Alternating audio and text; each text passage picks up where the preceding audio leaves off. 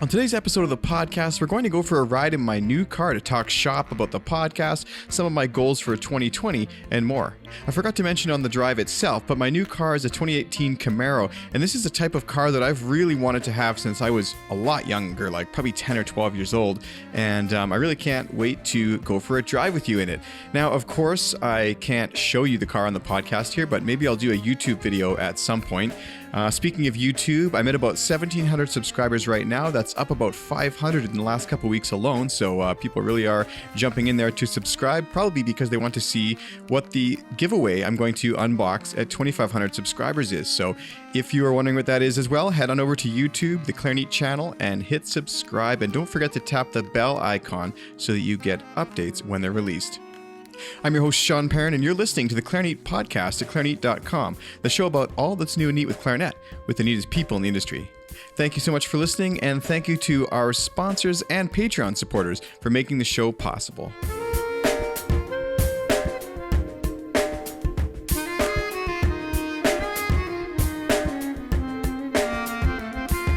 Take your clarinet to the next level with a new mouthpiece, barrel, or bell from Bakun Musical Services. With free shipping to the United States and Canada, 14-day easy returns, and expert advice, you can be sure that you're making the best choice for your musical needs. After all, the best time to upgrade your clarinet was yesterday, but the second best time is today. Use code Clarineat at bakunmusical.com and save 10% on your next accessory purchase. That's code Clarineat at bakunmusical.com. Encoda is a new app that lets you stream, practice, and perform tens of thousands of music scores. It's kind of like Netflix, but for music. Get a free trial today. Just search for Encoda on your device's app store. That's Encoda, N-K-O-D-A. Have you wanted to try D'Addario reeds but weren't quite sure which to choose? Here's how to decide. Reserve reeds come in a white and blue box. They feature a traditional blank and are perfect for those who want a focused sound with the quickest response possible. Reserve classic reeds come in a white and purple box. They feature a thicker blank that provides an expanded tonal color palette, clarity of articulation, and added flexibility. And the new Reserve Evolution reeds come in a white and yellow box. They feature our thickest blank and have a heavy spine for added projection and exceptional tonal depth, warmth, and flexibility. You'll have to try it to believe it. Try Reserve reeds now at your local music store, or head to clarineat.com/reeds to buy a box right now.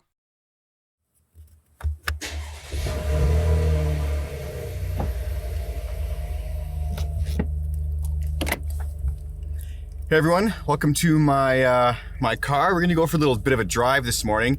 This might be an episode in two parts because I got a lot of stuff I want to talk about, but the drive that I have to do here is only about 10 minutes long. And just to put you at ease, I'm not video recording this or anything. I've just set a mic in the car here, and of course I'm keeping my eyes on the road. This is kind of no different than just talking on my headset to you on the phone or something like that. So if there's something I need to edit out or do, I guess I'll do that.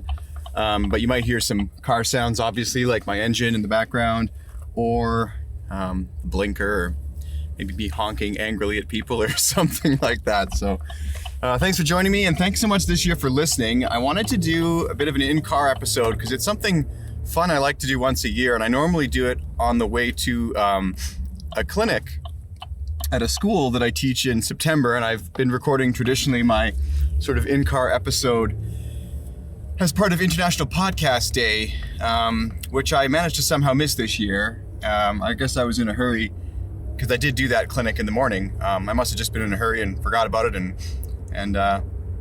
didn't really remember until now. So yeah, it's just me heading I'm going to a doctor's appointment here.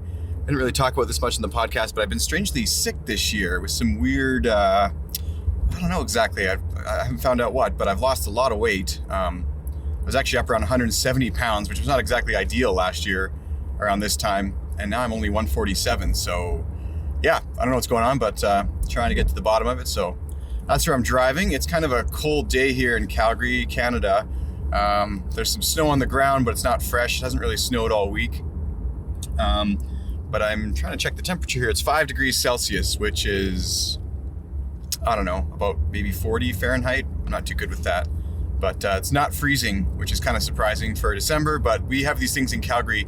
It's funny because celebrities will come here to film movies and stuff, and they'll be like, oh my God, it's global warming, it's proof. But in Calgary here, we have the mountains close by. And one of the interesting or nice things about living here, I guess, is that even though it goes down to like minus 40 sometimes in the winter, you get these sort of moments of, respite, I guess. And the weather really changes. It'll feel like springtime in December or January suddenly, just out of the blue. And that's because of our proximity to the mountains, and we get these sort of warm breezes. They're called Chinooks that blow through for a few days at a time. If you've never experienced one, it's actually really cool because the clouds too, they make this huge arcing shape. They call it a Chinook arch, and that's basically where the hot air is blowing through under the clouds and keeping everything really warm. So yeah, you can have Christmas Day here rise up to 10 or 15 degrees Celsius, and snow will be melting, and then 2 days later it's minus 40. So we get really, really diverse weather here. So anyways, I'm not here to talk about the weather. I'm here to talk about the Clarineat podcast and some of my reflections on the year and some of my goals for the upcoming year. So this was a pretty big year for the podcast. Again, I got some great guests on. It was really, really excellent to talk to Stanley Drucker again. I'll be releasing an episode really soon with him. In the can, actually, I've got about 8 episodes recorded to launch the new year off really well. So I'm starting to do some episodes in 2 parts, just because I want to be more specific as the content in the episode. So I know that the 2-part episodes will basically go over the exact same thing that we would have gone over in an hour and a half, but I feel like things are changing a bit in the sense that it's been 4 years since I started the show, and it just seems like people are wanting a little bit shorter form content now. So for example, the episode coming up with Michelle Anderson will be very similar to the one I just did with Jason Heath, where he sort of talked about one thing for half an hour, 40 minutes, and then we switched gears and talked about another thing. So part of me's debated sort of having the part 2 be Patreon backer only access, but for now, Patreon backers still get access to the ad-free episodes with the extended lightning rounds when they're available. And sometimes, just so you know, I do chop something out that seems a little bit off topic, but I'll tend to leave that in for Patreon. So if you're enjoying the show and you want to get access to between 5 and 10 minutes of extra content on top of the episodes airing, just go ahead and pitch in $1 a month, or as much as you feel is justified, at the Patreon page at clarineat.com/subscribe. So we're actually doing very well on the Patreon. We've got quite a community in there now. There's around, I think there's 57 people, and that's peaked as high as 60 and dropped as low as about, I think 45 or something throughout the year. But that's a very good number. It's healthy. And one thing that number has allowed me to do is, well, I'll touch on that in a minute. But so there's sort of a Patreon update. Some people were asking this year about Patreon, like, is it possible to just say pay $10 up front, kind of like a tip or something like that for producing the show, and then get access to the Patreon Gold, I call it, or the members episodes.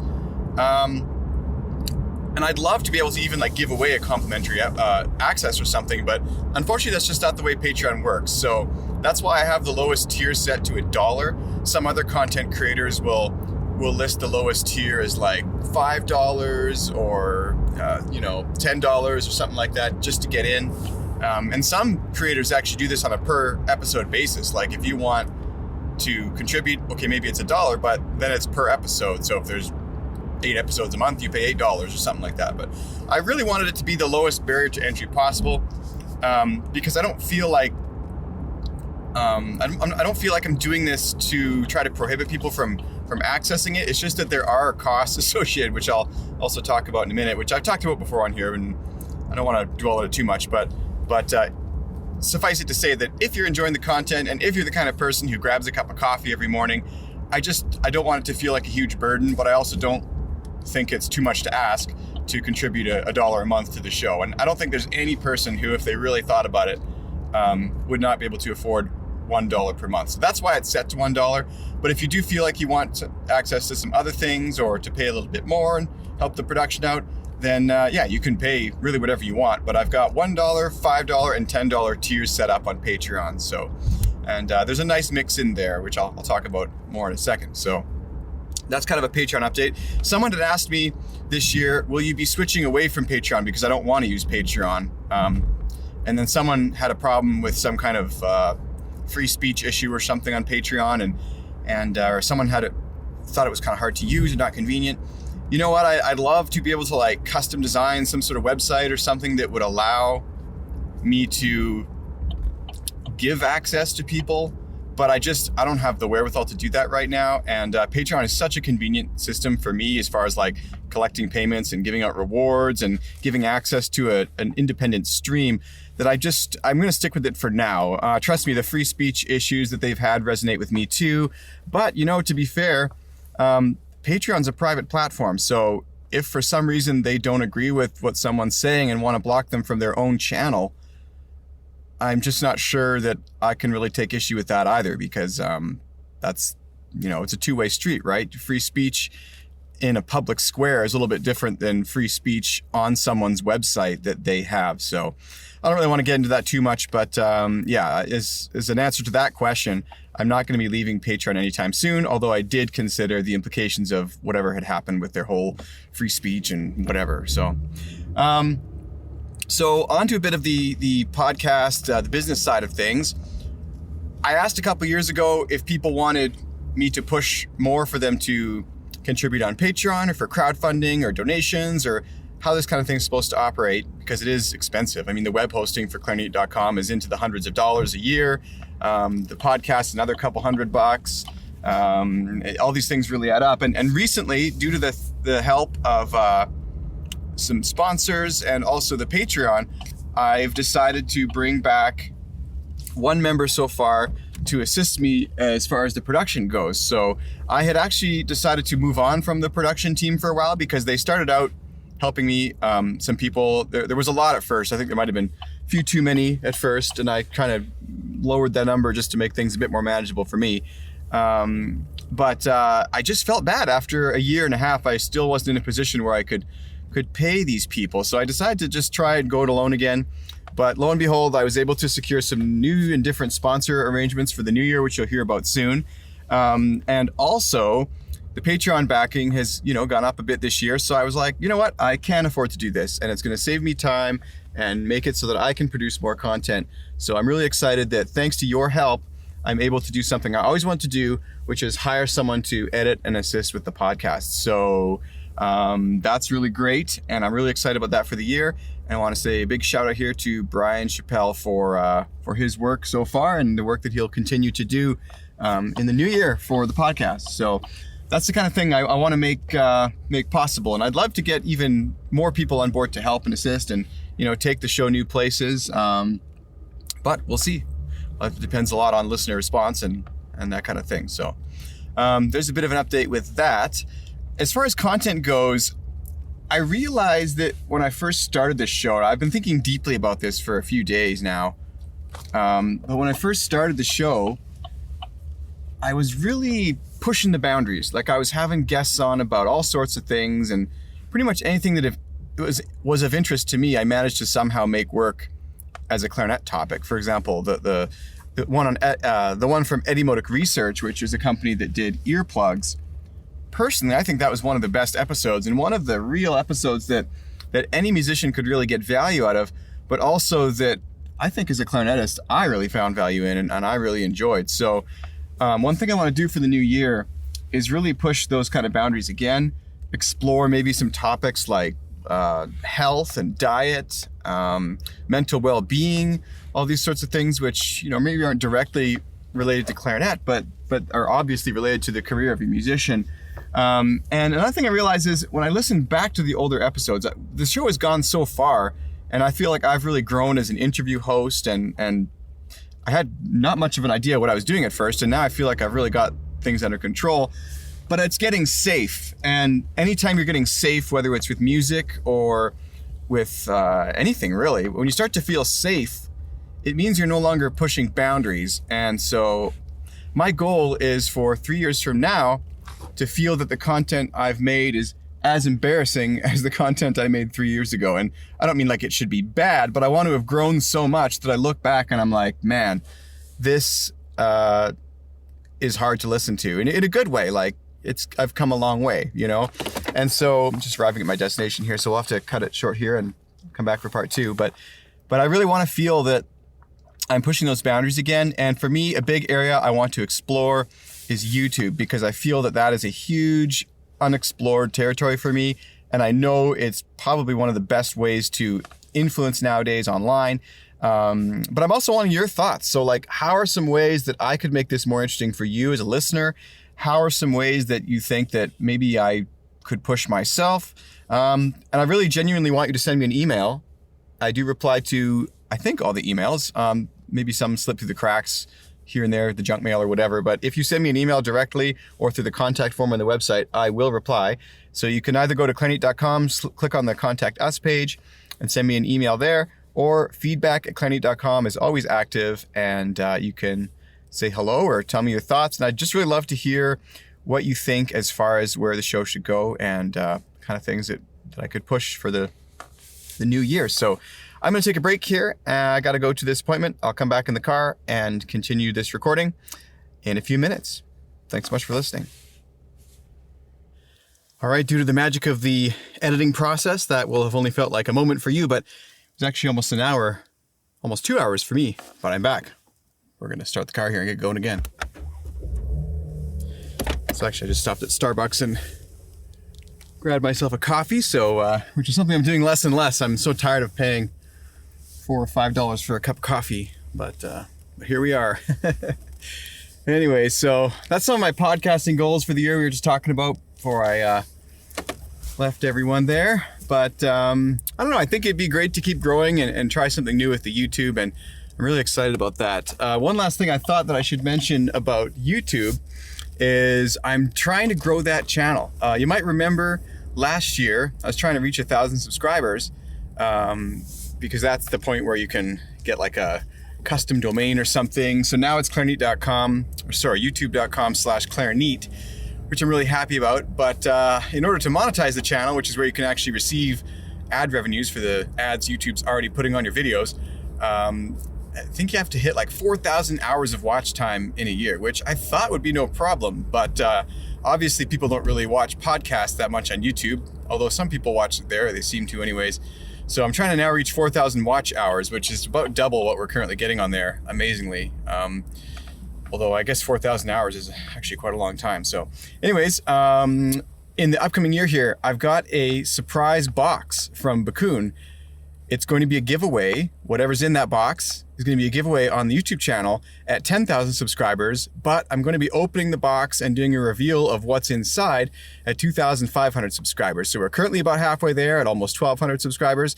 So head on over to youtube.com/Clarineat if you want me to open that box and show you what's inside, and make sure to subscribe if you want me to also give it away. So like I was saying before too, let me know if you have any YouTube content ideas. I've been brainstorming a lot, and I think it'd be fun to do some things like an office tour, or maybe teach some, really simple songs to some kids or something. I have a lot of songs, pieces, or whatever you want to call them, exercises that I've played over the years with various students. I've done a lot of teaching for younger students, and even just little tunes you can play on your left hand. And it's so inspiring for a young student to be able to play, even within the first couple of weeks of playing, like 5 or 10 or even 20 different tunes just using one hand. And I think it's quite amazing, actually, the number of things that you can play, whether it be Christmas carols or folk tunes or even songs on the radio. I mean, let's be honest, most pop songs do not have an incredibly complex melody, but it can be really amazing for a young student to be, able to play something by one of their favorite artists. So really introduce them to music that way. So I don't know, I thought about some tutorials, things like that, just some fun videos, but always looking for ideas. So be sure to message me if you have any. So what else is going on with the podcast? We've got listeners still all over the world. I received some great messages and questions this year. I actually am going to be recording the second version of the listener lightning round really soon. I meant to do it already, but in fact I did do it once already. I recorded about 40 minutes of me talking, answered all the questions, but it recorded at double speed, which is something that I've never had happen before, and I have no idea what caused it, and it hasn't happened since. And you'd think, okay, well, I'll just slow it down, but because it was recorded at twice speed instead of normal speed and then sped up, when it gets stretched out, it sounds quite ridiculous. So I opted not to release, the chipmunk version, which was quite fast and high pitched, and just not to release that. So it was kind of a waste of time. That happened in June. And then I just kind of had a busy summer, and it just wasn't the time to do it again. So, but it's been at least 6 months now, so it's time to re-record that, cut my losses, and do it again, answer some of those questions. And if you do have questions, I would always love for you to send those in. So where does that leave us? We talked about the YouTube, the upcoming content a little bit, listenership. Oh, Clarinet Fest.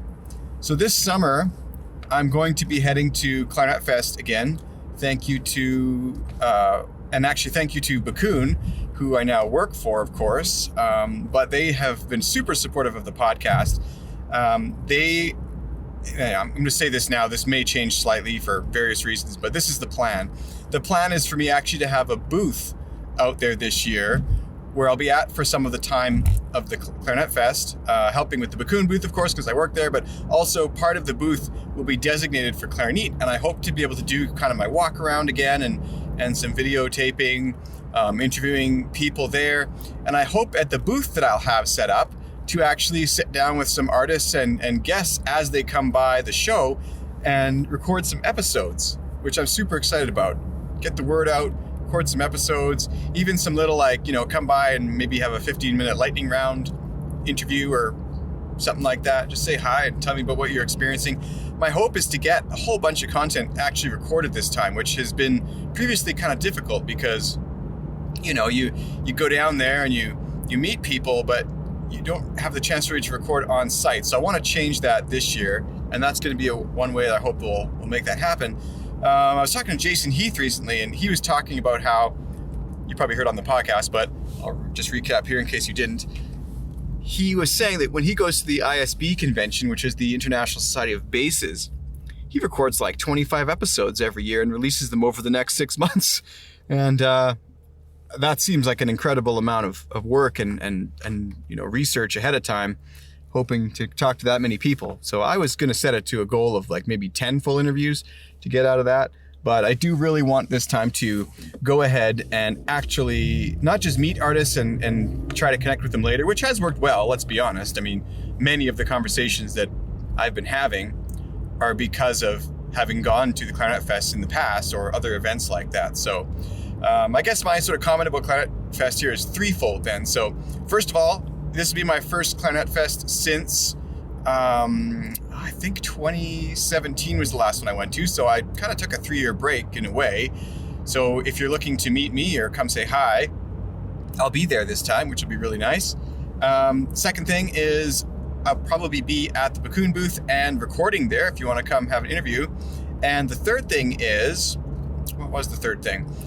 I'll probably have another one of those meetups where we do like a Clarinet night and everyone goes and has some appetizers and a drink and kind of mingles a little bit. And I think that will be a really fun experience. I love Clarinet Fest. I think if you've never been, you're seriously missing out. Get yourself a membership at the ICA website. Head on down there and you will never see so many clarinet things, Clarinet things, in one place and meet so many people. And I still keep in touch with people that I met at my first Clarinet Fest, which I think was way back in like 2006 or 7. It was in Vancouver, and it was actually the one where I think Bakun was pretty much just launching their clarinets or something way back then. And it's kind of funny how fate works out, and now I'm working with them and playing one of their instruments and really enjoying that. So anyways, thanks so much for tuning in today. If you have any thoughts, questions, any ideas where I can take the show in the new year, I'd really love to hear from you. Oh, I forgot my main goal. One of my main goals. This is really exciting, actually. So they say that when you're going to make a goal, I've heard two camps about this, actually. Like when you make a goal, some people say you should keep it to yourself because when you tell other people, it releases kind of a sense of accomplishment in your body or your brain that makes you less likely to achieve it. So if I tell you today, oh, I'm going to go to the gym later, then part of me doesn't need to go to the gym because I've already said it and I made myself feel good just by talking about it. So a smarter thing is to go to the gym and then tell someone that you went to the gym, if that makes any sense. However, I've heard other ideas that if you have longer term goals, it's better to kind of put them out there in the world, because then people will hold you accountable to them. So there's another way of thinking about it, I suppose. So here's my goal for the year, and this is tough for me because it's been a weird year, been a weird couple of years actually since this happened. But I hurt my finger really badly. Those who don't know, I had like a tendon laceration from falling down the stairs, horrible injury. I've just completed some rounds of intensive physiotherapy. I had some really intense kind of orthopedic massage done to it and all sorts of stuff. And 3 years later, I think I've hit the point where it's as good as it's going to get.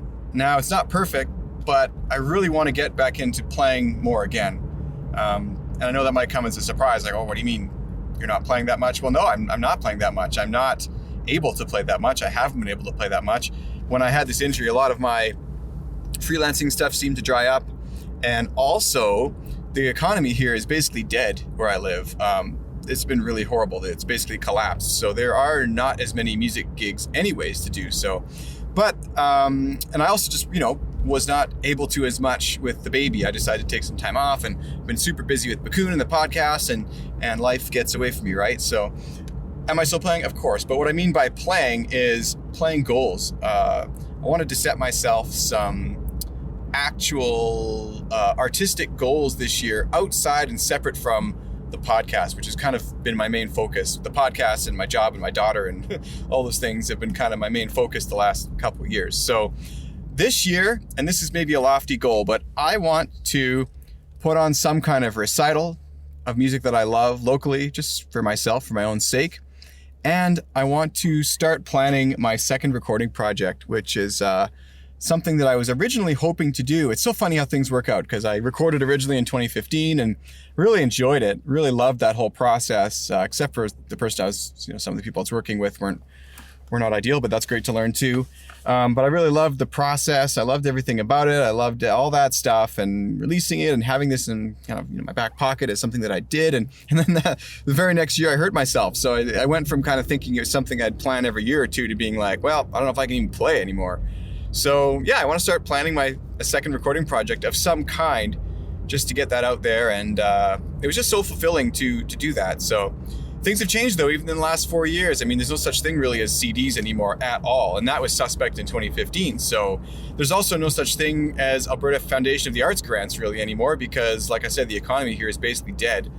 And all that grant money has been pulled by the government, which, right or wrong, they got to balance the budget somehow. And I'm just not sure that it's really beneficial for those seeking grants, of course. But anyway, so there it is, my goal. I want to put on some kind of recital, just like the old days when I was in university. You put on a recital for your own pleasure. You don't do it, you want to respect the audience, I suppose, and plan something they're interested in. But planning a recital in university was just about the music that I wanted to play. And I feel like over it's been 10 years since I graduated now, kind of reflecting on that.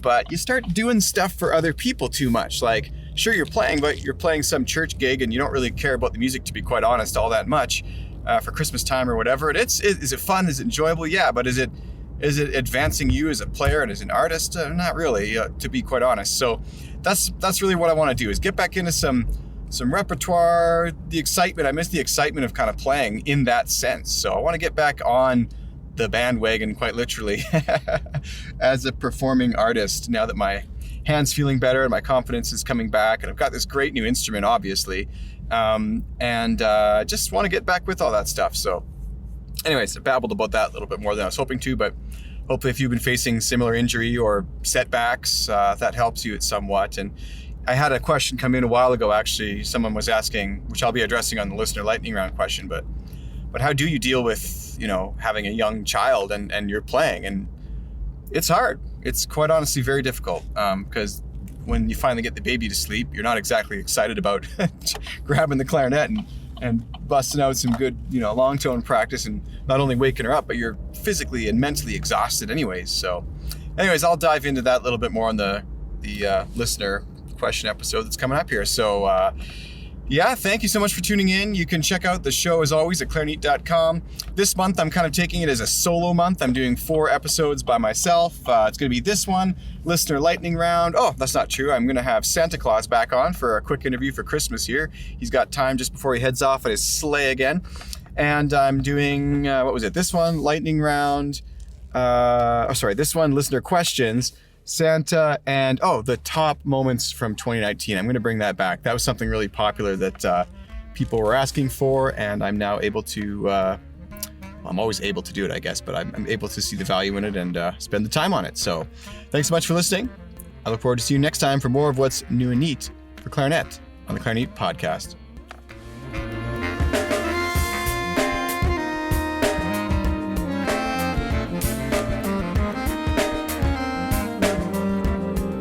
Thank you so much for taking the time to listen to the Clarineat podcast. And if you're here listening to this on New Year's Eve 2019, the day that this episode has been released, then you are probably amongst the truest fans of the show. So a special thank you to you for spending your New Year's Eve with me here listening to the Clarineat podcast. It's really funny. Back in 2015, I actually remember, I think I was recording episode 2 of the show, and this idea had kind of just come to me, so I was just getting started with it, being very surprised, I recall, at the amount of time that was going into every single episode. But hey, it didn't delay me too much that evening, and I had a pretty fun New Year's Eve, and that was a great time. So this New Year's is a little bit different. Obviously, New Year's Eve is not quite as exciting with a 1-year-old baby around. She'll be in bed probably around 8, and us not long after, probably asleep by the time the fireworks go off, honestly.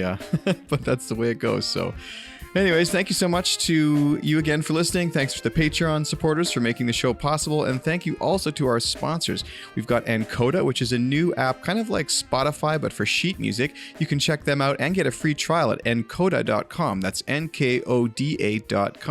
Also, of course, we have Bakun Musical Services. They are providing an excellent opportunity to save 10% on your next accessory purchase at bakunmusical.com. Just enter code Clarineat at checkout. It's a great chance to grab yourself a new barrel or a bell to ring in the new year, get it?